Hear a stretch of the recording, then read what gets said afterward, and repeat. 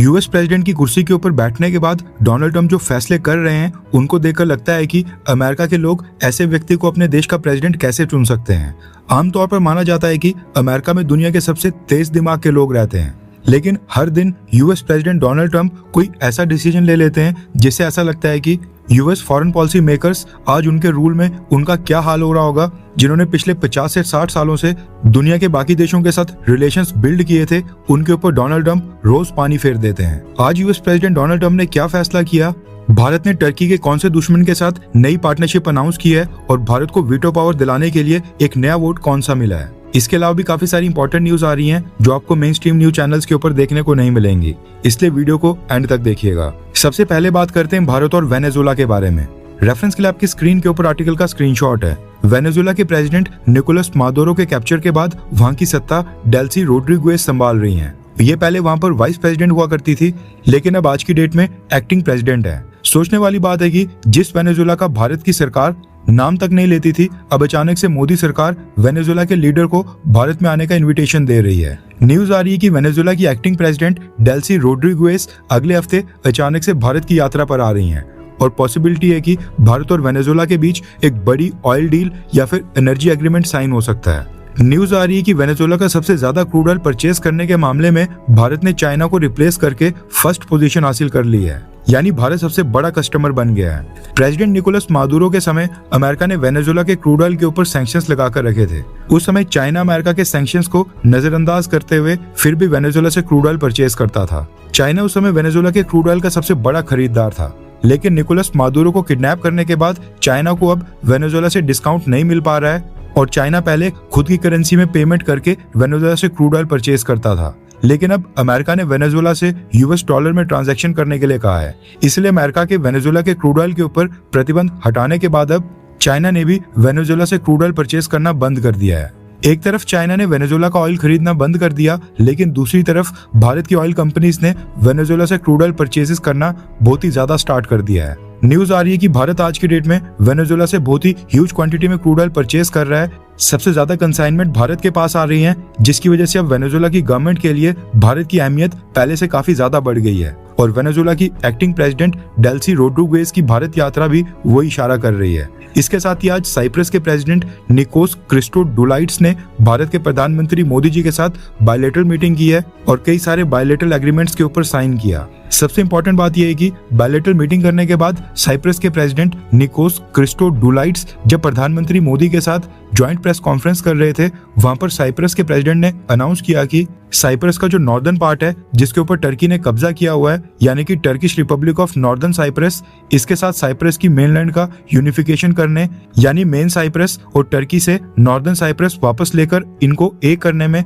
भारत ने साइप्रस को support extend किया है, यानी कि भारत ने समर्थन दे दिया है। इसका मतलब है कि भारत ने टर्की के खिलाफ जाकर एक बहुत ही बड़ा स्टैंड लिया है और साइप्रस को कह दिया है कि उन्हें टर्की से अपनी जमीन वापस लेने में जो भी मदद चाहिए होगी भारत करने को तैयार है, फिर चाहे वो डिप्लोमेटिक हो, अंतर्राष्ट्रीय मंचों के ऊपर मुद्दा उठाना हो या फिर सैन्य लेवल के ऊपर भी भारत साइप्रस के साथ मिलिट्री कॉन्टैक्ट्स और भी मजबूत करके मदद करने के लिए तैयार है। अभी काफी इंटरेस्टिंग डेवलपमेंट है और गुड न्यूज ये है कि रिपब्लिक ऑफ साइप्रस ने भी भारत के सपोर्ट के बदले में यूनाइटेड नेशन सिक्योरिटी काउंसिल में भारत को वीटो पावर देने के लिए सपोर्ट एक्सटेंड कर लिया है।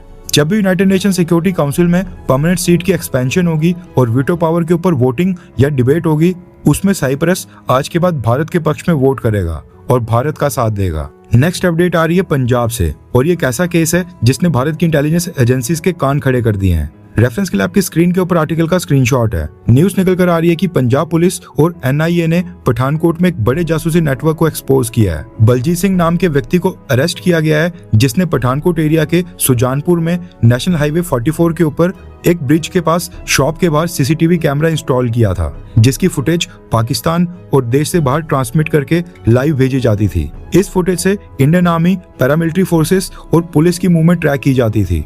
बलजीत सिंह ने इन्वेस्टिगेशन में कबूल कर लिया है कि उसने ये इंटरनेट बेस्ड सीसीटीवी कैमरास इसी साल जनवरी महीने में इंस्टॉल किए थे। इसको दुबई में एक अननोन व्यक्ति से डायरेक्शंस आती थी और वो इसको 40,000 इंडियन रुपीस पे करता था।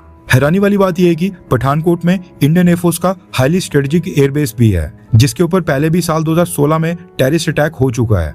उसके बावजूद यहाँ के लोकल्स पाकिस्तान की मदद कर रहे हैं। सिक्योरिटी एजेंसीज अब ये पता लगाने की कोशिश कर रही हैं कि एरिया में कितने सीसीटीवी कैमरास हैं और उनकी फीड्स कहाँ के ऊपर अपलोड हो रही हैं। इस केस में कोई नई डेवलपमेंट आएगी तो हम आपको इन्फॉर्म कर लेंगे। नेक्स्ट अपडेट आ रही है मिडिल ईस्ट में ईरान अमेरिका वॉर अपडेट के बारे में। सबसे पहले तो न्यूज आ रही है कि पाकिस्तान का फील्ड मार्शल आसिम मुनीर जो ईरान की यात्रा के ऊपर जाने वाला था, उसकी फ्लाइट टेक ऑफ करने से पहले ईरान ने एंड मोमेंट के ऊपर आसिम मुनीर के साथ मीटिंग्स कैंसिल कर दी हैं। न्यूज आ रही है कि लास्ट मोमेंट चेंजेस के कारण ईरान ने Pakistan army chief general Asim Munir को होस्ट करने से इनकार कर दिया है, जिसकी वजह से आसिम मुनीर को ईरान का दौरा कैंसिल करना पड़ा है। सोर्सेस के अकॉर्डिंग न्यूज आ रही है कि पाकिस्तान ईरान के ऊपर दबाव डाल रहा है कि वो अपना यूरेनियम सरेंडर कर अमेरिका को दे दे, लेकिन ईरान इस कंडीशन के लिए मान नहीं रहा है। ईरान का कहना है कि वो अपने यूरेनियम को अपने देश की सीमा से बाहर कभी नहीं जाने देगा। इसीलिए बीच का रास्ता ये है कि इंटरनेशनल एटॉमिक एनर्जी एजेंसी, जो पहले भी ईरान की न्यूक्लियर फैसिलिटीज की इंस्पेक्शन और मॉनिटरिंग करती थी, ईरान वैसा अरेंजमेंट दोबारा से चाहता है। पाकिस्तान का जनरल आसिम मुनीर ईरान के ऊपर ज्यादा दबाव बनाने की कोशिश कर रहा है, इसलिए ईरान ने आसिम मुनीर को कहा है कि वो अपनी विजिट थोड़ी सी रोक कर रखें, क्योंकि हम इसके ऊपर अभी के लिए सहमत नहीं है और इस पर विचार कर रहे हैं। इसी बीच ये भी न्यूज आ रही है कि चाइनीज प्रेसिडेंट शी जिनपिंग 10 दिन के अंदर तीसरी फॉरेन कंट्री के लीडर को होस्ट करने जा रहे हैं। यूएस प्रेसिडेंट डोनाल्ड ट्रंप और रशियन प्रेसिडेंट व्लादिमीर पुतिन के बाद अब न्यूज आ रही है कि चाइना ने पाकिस्तान के प्राइम मिनिस्टर शहबाज शरीफ को इनवाइट किया है, जो कल यानी कि 23 मई को अचानक से चाइना की विजिट के ऊपर निकल रहे हैं। अब इस अचानक विजिट के पीछे क्या कारण है क्या नहीं, लेकिन इंटरेस्टिंग बात यह है कि पाकिस्तान की प्रेस रिलीज में जनरल आसिम मुनीर का नाम नहीं है। आसिम मुनीर खुद पर्सनली ईरान और अमेरिका के बीच सीजफायर करवाने में बिजी है और हो सकता है कि वो चाइना नहीं जाए। हालांकि ये कल ही पता लगेगा कि आसिम मुनीर चाइना जाने वाले प्लेन के ऊपर बैठा या फिर ईरान वॉर रुकवाने के लिए पीछे ही है। ईरान वॉर का तो खैर पता नहीं कब खत्म होगा, लेकिन यूएस प्रेसिडेंट डोनाल्ड ट्रंप ने ताइवान को बहुत ही बड़ा झटका दे दिया है। ताइवान और अमेरिका के रिलेशंस पिछले कई दशकों से काफी स्ट्रॉन्ग चल रहे हैं। ताइवान ने भी अमेरिका के साथ अपने स्ट्रेटेजिक टाइज को मजबूत करने में काफी इन्वेस्टमेंट की है, कई बिलियन डॉलर्स लुटा दिए हैं और अमेरिका ने भी चाइना को काउंटर करने के लिए ताइवान का काफी इस्तेमाल किया है और ताइवान का काफी फायदा उठाया है। पिछले सभी यूएस प्रेसिडेंट्स ने ताइवान का अच्छा ख्याल रखा था, लेकिन अब डोनाल्ड ट्रंप ने एक ऐसा फैसला किया है जिसने सारी मेहनत के ऊपर पानी फेर दिया है। रेफरेंस के लिए आपकी स्क्रीन के ऊपर आर्टिकल का स्क्रीनशॉट है। न्यूज निकल कर आ रही है कि अमेरिका ने ताइवान को हथियार बेचने से इनकार कर दिया है।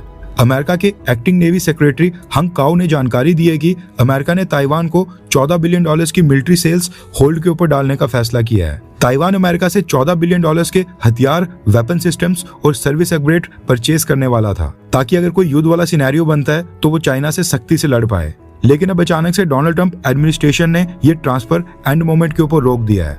अगर ताइवान को ये वेपन्स टाइम के ऊपर नहीं मिलते हैं तो ताइवान का डिफेंस वीक होगा और चाइना के लिए ताइवान के ऊपर हमला कर उसको टेक ओवर करना और भी आसान हो जाएगा। हैरानी वाली बात यह है कि डोनाल्ड ट्रंप के चाइना से वापस आने के बाद ये बहुत ही बड़ा स्टेप माना जा रहा है। डोनाल्ड ट्रंप ने पहले एक स्टेटमेंट इशू करके कहा था कि ताइवान अपनी इंडिपेंडेंस अनाउंस ना करे और वो 9,500 माइल्स दूर जाकर एक नया युद्ध लड़ना नहीं चाहते हैं। और अब स्टेटमेंट के बाद ग्राउंड के ऊपर वेपन्स और डिफेंस इक्विपमेंट की सेल्स को रोकना ये ताइवान की सुरक्षा के लिए बहुत ही बड़ा मसला बन सकता है। नेक्स्ट अपडेट आ रही है भारत और अफगानिस्तान को लेकर। न्यूज निकल कर आ रही है कि भारत ने अफगानिस्तान को वैक्सीन की एक नई कंसाइनमेंट डोनेट की है। रिपोर्ट के मुताबिक इंडिया ने अफगानिस्तान की ministry of public health Afghanistan को BCG वैक्सीन के क्रिटिकल ड्राई मटेरियल्स हैंडओवर किए हैं, जो ट्यूबरक्लोसिस यानी टीबी को प्रिवेंट करने के लिए इस्तेमाल होते हैं। इसके साथ ही टेटनस और TD वैक्सीन भी इस कंसाइनमेंट में शामिल है। ये टोटल 20 टन का कंसाइनमेंट है जो भारत ने अफगानिस्तान के लोगों की मदद के लिए भेजा है। अफगानिस्तान ने पाकिस्तान की मेडिसिन और पाकिस्तान की वैक्सीन के ऊपर रिस्ट्रिक्शंस लगाई थी। ऊपर से ईरान वॉर के कारण अफगानिस्तान मेडिसिन और वैक्सीन इंपोर्ट नहीं कर पा रहा है। ऐसे में अफगानिस्तान को जो तालिबान रजीम है उसके पास भी भारत से मदद मांगने के अलावा और कोई ऑप्शन नहीं है। टेटनस के साथ ये जो BCG वैक्सीन है ये न्यूबॉर्न्स और बच्चों के लिए इंपॉर्टेंट होती हैं। कहने का मतलब है कि अगर भारत ये वैक्सीन अफगानिस्तान को डोनेट नहीं करता तो वहां पर एक सीरियस हेल्थ क्राइसिस आ जाता। इसलिए तालिबान रजीम और अफगानिस्तान की हेल्थ मिनिस्ट्री ने भी टाइम के ऊपर ये वैक्सीन भेजने के लिए भारत का धन्यवाद बोला है। अफगानिस्तान के लोगों में भारत के लिए काफी सम्मान और प्यार देखने को मिलता है। आई होप कि तालिबान रजीम भी हमेशा ये याद रखे कि मुश्किल की घड़ी में उनकी मदद करने के लिए कौन सा देश सामने आया था और केवल उस समय भारत ही साथ में खड़ा था। हर 24 घंटे के अंदर जियोपॉलिटिक्स में बड़े फेरबदलाव और उलटफेर हो रहे हैं और भारत के लिए नए चैलेंजेस आ रहे हैं। कोई देश अपने फैसले से पलट रहा है तो कोई देश ब्लैकमेलिंग के ऊपर उतर आया है। सभी देश एक दूसरे को नीचे लगाने की कोशिश कर रहे हैं। इन सब के बीच हमारा भारत किसी भी देश से पीछे न रह जाए, इसके लिए मोदी सरकार लगातार कोशिशें कर रही है। एंड भारत की foreign policy, defence news, economy और ग्लोबल अफेयर्स का सही एनालिसिस हमारे चैनल इंडियन अफेयर्स का मिशन है, और ये मिशन आपके सपोर्ट के बिना अधूरा है। इंडियन अफेयर्स हिंदी के ऊपर हम सभी फैक्ट्स और डेटा बिल्कुल सरल भाषा में एनालाइज करते हैं, बिना किसी एजेंडा के। अगर आप चाहते हैं कि इंडियन अफेयर्स का सही और ऑथेंटिक एनालिसिस आप तक लगातार पहुंचे, तो इस वीडियो को लाइक करें और हमारे चैनल इंडियन अफेयर्स को सब्सक्राइब करके बेल नोटिफिकेशन ऑन करना मत भूलिए। आपका एक लाइक हमारे चैनल को ग्रो करने में काफी मदद करेगा, और एक सब्सक्राइब ये सुनिश्चित करेगा कि आप किसी भी इंपॉर्टेंट अपडेट को मिस ना करें। अगर आपने हमारे चैनल को पहले से सब्सक्राइब किया है तो दिल से धन्यवाद। जय हिंद, वंदे मातरम।